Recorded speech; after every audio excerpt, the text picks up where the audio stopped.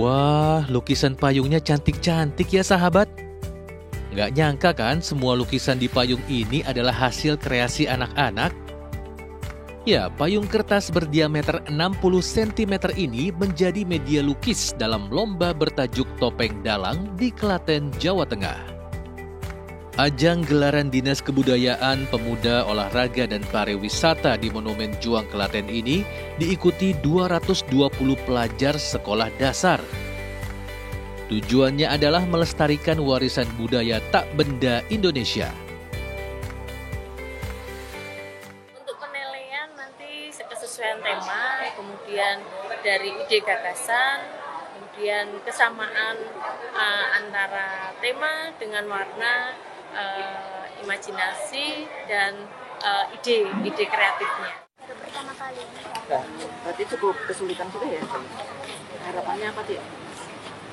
Semoga lomba-lomba kayak ini bisa terus maju. Ratusan payung ini kemudian dipajang untuk dinilai sekaligus menentukan sang juara yang berhak mendapatkan uang pembinaan, trofi, dan piagam penghargaan. Dari Klaten, Jawa Tengah, Singgih Aji, RTV.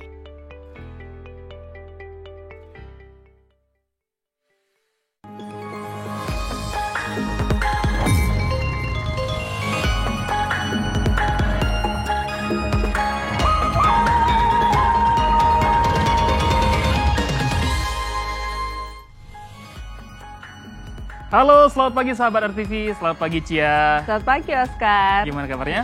Baik-baik, Oscar sendiri? Tentunya kita sehat dan siap memberikan informasi kepada sahabat RTV. Dan tadi sudah kita buka ya dengan kreativitas anak-anak yang melukis payung. Betul, ini tadi adik-adiknya sangat berbakat sekali ya Oscar. Ya, ini saya kalah loh, saya tuh gak bisa gambar. Mungkin lomba-lomba seperti tadi bisa sering dilakukan ya Oscar, biarin mereka bisa menyalurkan bakatnya nih. Betul, dan kami sudah menyiapkan sejumlah informasi menarik lainnya sahabat RTV. Langsung saja kita buka lensa Indonesia Pagi selengkapnya bersama saya Oscar Haris. Dan saya Felicia Bu.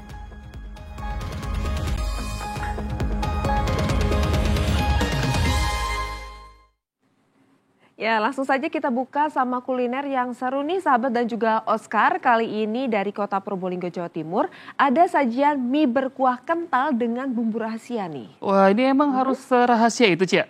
Saya jadi penasaran nih sama rasanya. Langsung aja kita simak videonya berikut.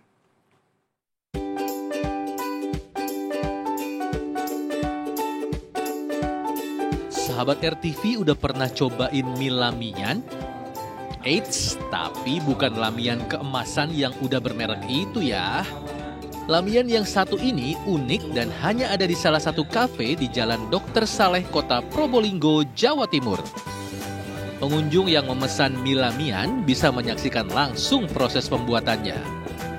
Bahan utama mie-nya sih tetap sama dengan mie pada umumnya ya sahabat, yaitu tepung yang dibuat menjadi adonan, lalu diuleni sampai menjadi bentuk mie, kemudian direbus sampai matang.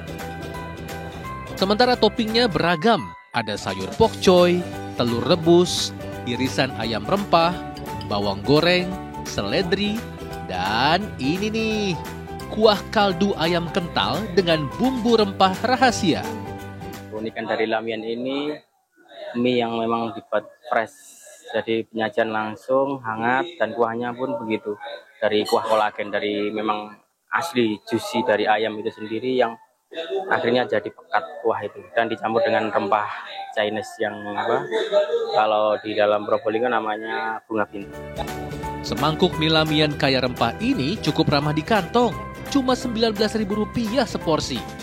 Dan sejak sore sampai malam, kafe ini bisa menyajikannya sampai 50 porsi. Penasaran sama rasanya? Dengerin nih kata salah satu pengunjung.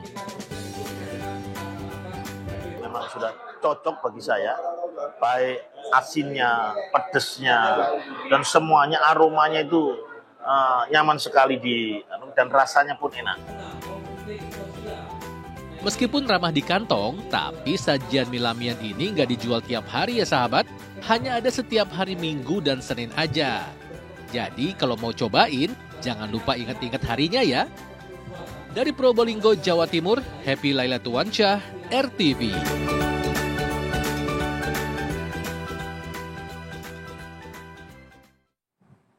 Wah, langsung ngiler ya, tapi jauh ya di Probolinggo, Jawa Timur. Iya, mungkin kita nyarinya yang dekat-dekat Yang sini dekat-dekat aja ya. Oscar. Nah, mungkin ini video berikut ini. Kalau yang berikut ini ada kedai kebab viral, tapi ini bukan informasi kuliner ya. Ini jadi gara-gara gara-gara keluar api dari tabung gas yang bocor, satu kedai ikut hangus terbakar. Ya, ini yang bikin warganet heran adalah tindakan si pemilik kedai yang malah merekam kejadian tersebut daripada langsung memadamkan api. Nah, ini kita lihat video viralnya. Dibuka dulu. Tutup ya, Cak. Lah. Tenang, Mbak, tenang. Ini kok yang ngerekam nyuruh-nyuruh aja sih? Bukannya bantuin? Bikin panik yang disuruh aja. Harusnya kan kerjasama gitu, biar pemadamannya juga cepet. Ini udahlah lapnya tipis, bolong, kurang lebar, kok ya tetap dipakai? Ya jelas malah ikut kebakar lah. Nah kan apinya malah gede. Lah jadi hangus semua tuh. Kesalahannya emang bener sejak dari sini nih. Harusnya pakai kain yang lebih tebal atau karung basah sekalian yang lebih lebar nutupnya, supaya nggak usah diperes segala dan nggak ada oksigen yang tersisa di dalamnya. Setelah itu kalau memungkinkan langsung cabut selang regulatornya, lalu bawa tabung ke area terbuka, supaya apinya nggak keburu merembet kayak gini nih. Lagian kenapa juga sempet-sempetnya ngambil HP buat ngerekam pula? Masa iya kepikiran mau bikin konten pas situasi lagi genting gini sih? Jangan ya Mbak, jangan. Kita bergeser ke informasi pilkada, sahabat. Semakin hari para Serikandi Cagup Jawa Timur tak henti ingin mencuri hati. Iya, ada Khofifah Indar Parawansa yang belusukan ke pasar. Ada juga Tri Risma hari ini yang menemui para influencer yang merupakan Gen Z.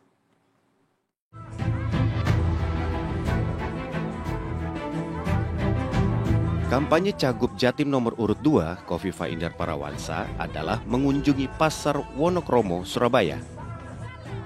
Di sini, Khofifah menyapa sejumlah pedagang pasar dan mendengarkan semua keluhan mereka selama menjalani roda perdagangan sebagai motor penggerak ekonomi di Jawa Timur. Sebagai calon petahana, Khofifah menemukan masalah yang dihadapi para pedagang, yakni sistem penjualan secara daring. Para pedagang mengaku omsetnya mengalami penurunan karena para pelanggannya beralih belanja kebutuhan bahan pokok dengan cara online. Apa nih solusinya buat pedagang pasar tradisional, Bu Khofifah? Jadi artinya penjualan secara online sudah harus diadaptasikan dengan mereka yang berada di pasar tradisional supaya mereka bisa melayani baik pembeli yang ke pasar maupun pembeli yang online. Data terakhir dari BPS, jumlah pasar tradisional di Jawa Timur bertambah cukup signifikan dengan jumlah pedagang pasar rata-rata mencapai 300.000 pedagang.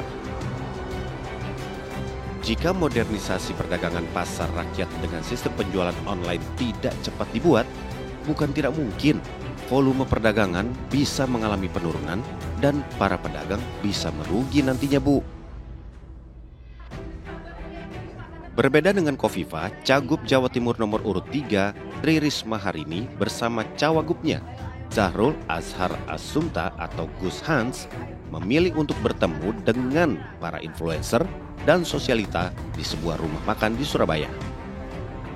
Para influencer dan sosialita ini rata-rata adalah generasi Z. Mereka berbincang seputar program kerja yang akan dijalankan duet Risma Gus Hans, yaitu pendidikan gratis yang merangsang para Gen Z untuk bisa ikut berpartisipasi membangun Jawa Timur.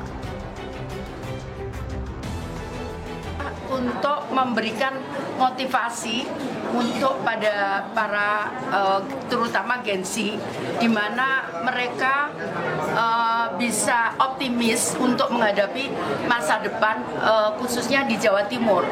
Karena dengan semangat itu dan optimisme itu, maka kemudian mereka akan berani bergerak. Pertemuan Tri Risma dengan para Gen Z menjadi strategi politiknya untuk mendulang suara pada Pilkada Jawa Timur.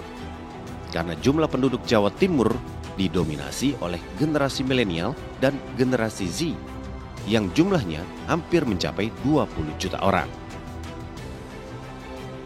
Nah, sahabat, apapun strategi politik para kandidat pemimpin Jawa Timur ini, yang paling penting adalah kenali dan pelajari program-program mereka ya, terutama yang memperjuangkan kepentingan masyarakat Jawa Timur.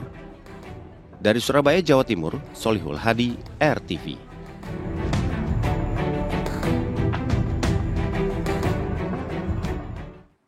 Nah, dari Jawa Timur sekarang kita nih ke Jakarta nih, Cia. Para jawara yang akan bertarung dalam Pilgub Jakarta terus mencari dukungan untuk mengejar perolehan suara. Ya betul, Oscar. Ini seperti Bang Dul alias Rano Karno yang ingin menggayat suara dari para simpatisan Anies Baswedan dan Ridwan Kamil yang berkunjung ke perwakilan wilayah Muhammadiyah.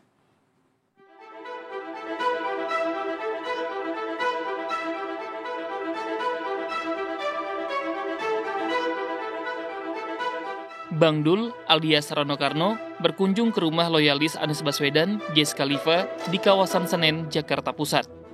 Calon Wakil Gubernur Jakarta nomor urut 3 ini meminta bantuan Ges dan para simpatisan Anies agar mendukung perjuangannya dalam kontestasi Pilkada Jakarta. Ges pun menitipkan harapan kepada Pramono dan Rano Karno untuk melanjutkan program Anies Baswedan. Semua pasti tahu Bang Ges ada di mana. Bang Ges ini kan boleh dikatakan juga sahabat dekat Bang Anies, ya kan? Ya saya ngobrol sama Bang Ges. Kalau lah bahasa ngobrol atau Bang bantu saya lah. Ini kan insya Allah saya kemarin juga sudah melihat apa namanya visi misi yang Bang Anies keluarkan. Ya, kalau memang kita bisa sama-sama, yuk kita sama-sama. Langkah Dul ini tentu sangat beralasan, karena di Pilgub Jakarta 2017 lalu, Anies Baswedan berhasil menang di putaran kedua dengan perolehan suara lebih dari 3,2 juta atau 57,96% suara. Sedangkan di Pilpres 2024, Anies memperoleh suara 2,6 juta atau 41% suara. Masih di kawasan Senen, kali ini pasangan Ridwan Kamil dan Suswono yang melakukan safari politiknya dengan mengunjungi kantor perwakilan wilayah Muhammadiyah. RK mengungkapkan pertemuan ini membahas tentang program kerja yang sejalan dengan cita-cita Muhammadiyah.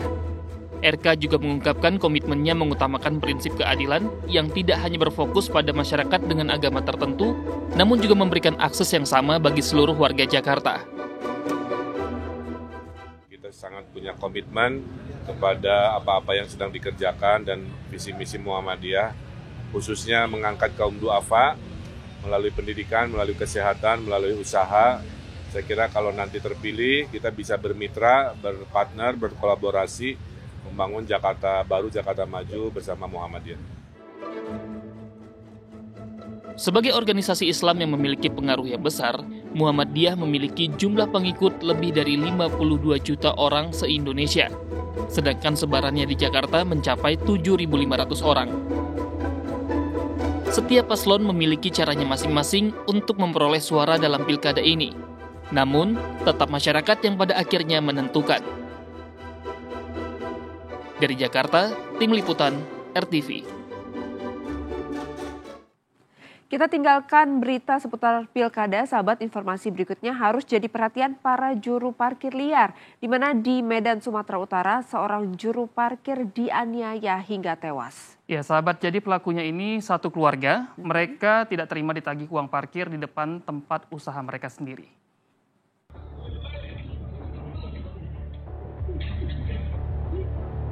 Berhati-hatilah memungut parkir liar. Jangan sampai hanya karena jumlah uang yang tak seberapa, nyawa jadi melayang.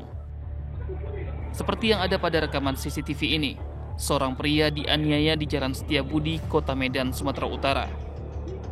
Para pelaku merupakan satu keluarga pemilik rumah makan, yakni pasangan suami istri serta adiknya. Meski banyak orang yang menyaksikan penganiayaan ini, namun tak satu pun yang mampu melerai hingga korban yang merupakan juru parkir tergeletak tak sadarkan diri dengan 7 luka tusuk. Nyawanya pun tak terselamatkan meskipun sempat dibawa ke rumah sakit oleh warga. Kini ketiga pelaku telah ditangkap polisi. Dari hasil pemeriksaan diketahui penganiayaan dipicu para pelaku tidak terima dipungut parkir oleh korban di depan tempat usahanya.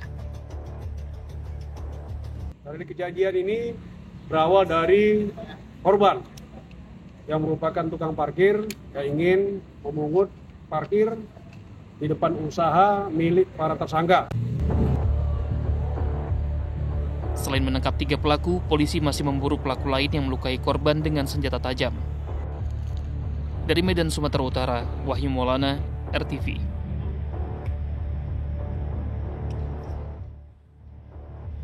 Ya sahabat, demikian Lensa Indonesia pagi kali ini. Saya Oscar Haris. Dan saya Felicia Wu mengucapkan terima kasih atas kebersamaan kamu. Selamat pagi, selamat beraktivitas, dan sampai jumpa.